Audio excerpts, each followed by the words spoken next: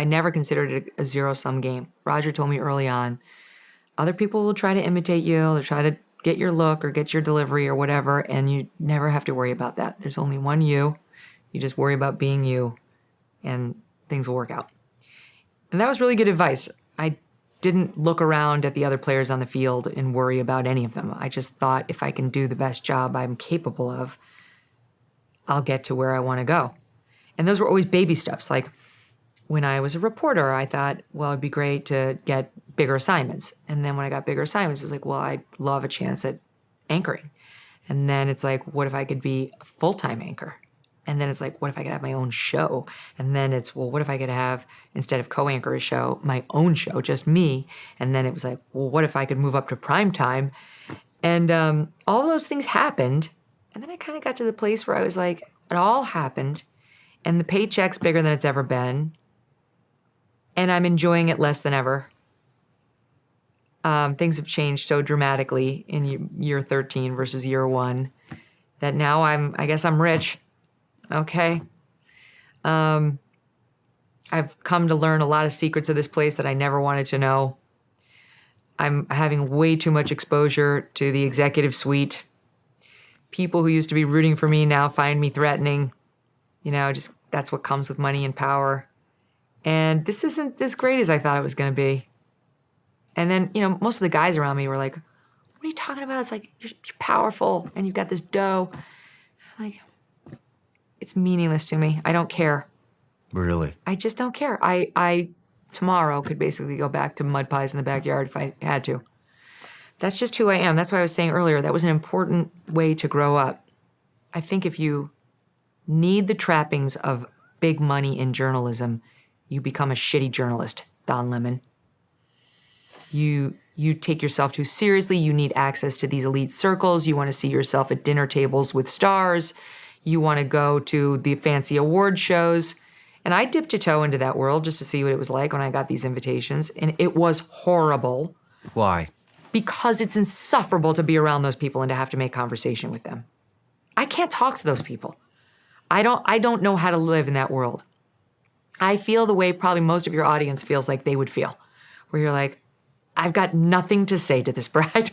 I don't even know how to talk to insert name of A-list celebrity. Unless they want to talk about the stuff that I like politics and the world and real people. Yeah. I don't even know how to respond. Doug and I would always find the accountant who helped organize the event and wind up talking to him, you know, like the geeky lawyer who got invited just as a favor. That's where we'd go. Yeah, I can relate to that. Right? Yep. Wow, that's interesting. You know, when you were just a second ago, you were talking about how Roger told you people are going to try to copy what you're doing, to steal your style. I struggle with that now. I see it starting to happen. And when is the first time you noticed somebody trying to imitate what you were doing? I don't know. I guess I've seen it here and there, but I don't really pay attention to it. That didn't bother you? No. I believed what he said, and I knew what he said was true when he said it. That's true. Only one person has my combination of attributes, good, bad, or ugly. They're mine. You can't imitate them. It's, you know, look at Josh Shapiro, this governor of Pennsylvania. Have you ever heard him talk? No. He is a wannabe Obama.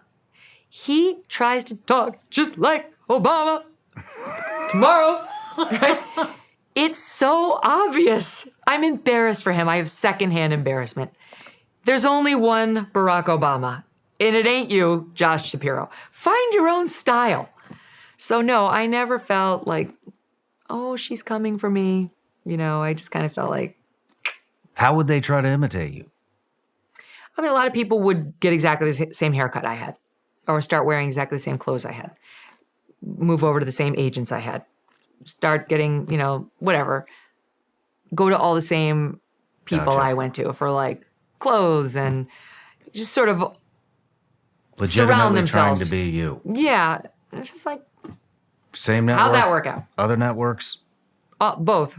Both. Yeah. Listen, when I was in college, I dated this guy who was a great guy, and he was the captain of the lacrosse team that won 3 national championships at Syracuse. And he, was a Division I NCAA champion, and he used to say, Meg, you go to these lacrosse games, you can always tell which team is going to win. Because one team is practicing their drills and throwing the balls around, and the other team's looking at that team. It's just a good reminder. Don't be that second team. And I don't even think it's a good competitive practice. Like, you're keeping an eye on your competition. No, that's not the key to winning. The key to winning is to keep an eye on your shit and just keep tweaking it, keep making it better, keep raising the bar for excellence.